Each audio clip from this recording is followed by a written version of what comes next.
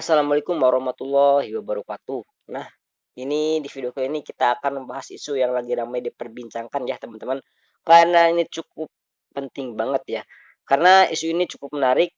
Benar nggak ya pemerintah akan benar-benar menghapus semua aplikasi pinjaman online. Jadi gini loh ya teman-teman. Kalau ngomong-ngomong soal akan menghapus semua itu kayaknya nggak ada korelasinya. Dan jika pun terjadi, itu kan tidak akan semudah itu ya teman-teman. Oke, mungkin orang akan menilai, wah, abang pendukung pinjol. Ya enggak ya teman-teman, saya benci dan kesal juga ya sama pinjol, sama kayak teman-teman. Tapi kita bahas yang realistis aja ya teman-teman. Jadi realitanya aja dan faktanya aja. Jangan mau di bege-begein dengan kata-kata yang indah-indah, kata-kata yang menenangkan hati teman-teman. Tapi kenyataannya teman-teman itu dibohongi gitu aja. Apa bedanya ketika teman-teman dibohongi seperti itu dengan teman-teman dibohongi oleh DC pinjol yang satu bikin kalian tenang, yang satu bikin kalian gundah, bikin kalian stres ya. Jadi apakah benar DC pinjol akan dihapuskan? Apakah benar pinjaman online akan dihapuskan dan lain sebagainya? Jadi menurut saya ini tidak sesimpel yang kita kira ya teman-teman. Kalau teman-teman gagal bayar atau teman-teman itu telat bayar, ya ada solusi yang lain. Bukan berarti kita meyakini sesuatu yang terdengar enak buat didengar. Tapi kenyataannya itu sulit sekali untuk terwujud, yaitu menghapuskan semua DC pinjol. Ya teman-teman. Tapi kembali lagi, teman-teman ini kan hak semua orang untuk berpikiran bahwa pinjol akan segera dihapus.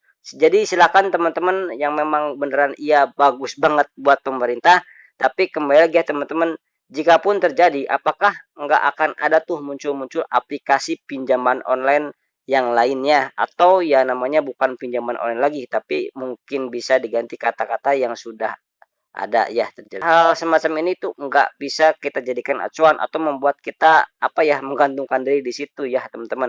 Jadi nggak bisa. Teman-teman harus mempunyai perspektif yang kuat. Teman-teman harus mempunyai keyakinan yang kuat bahwa hutang pinjaman online itu tidak akan berbahaya. Sisanya teman-teman harus pelajari dan kuatkan mental dan hadapi ya itu jalan terbaik. Ya teman-teman nggak punya uang ya udah teman-teman nggak usah dibayar dulu. Simple beres ya teman-teman. Kalau ada uang, ada rezeki, baru dibayar. Sesimpel itu. Tapi apakah enggak mending kita berpikiran bahwa ya udah kita galbay aja, ya sudah menyebarin data kita dan lain sebagainya. Oke ya, terserah teman-teman. Kalau teman-teman punya prinsip seperti itu, saya cuma ingin menekankan bahwa gagal bayar pinjaman online itu bukan sesuatu yang berbahaya. Dan teman-teman juga bisa berhak kok ya membayar nanti sampai teman-teman bisa melunasinya. Jadi terkesan hukumnya secara agama bagaimana ya teman-teman? Kalau kita lepas bertanggung jawab bagaimana hukumnya? Kalau kita dipermalukan seseorang padahal kita punya utang ke seseorang itu apakah wajib dibayar atau enggak? Mungkin nanti ya Pak Ustadz yang bisa menjelaskan ke teman-teman. Tapi kalau saya pribadi ya enggak tahu ya teman-teman, jujur secara hukum agama saya enggak tahu. Tapi yang jelas teman-teman mau bayar hari ini apa nanti itu menjadi bukan suatu masalah. Jadi alangkah baiknya kalau teman-teman doanya itu diubah bukan pengen pinjol bangkrut, tapi lebih kepada diperbanyak rezekinya, dimudahkan usahanya, dilancarkan pekerjaannya agar kita bisa membayar uh, atau melunasi hutang-hutang pinjaman online.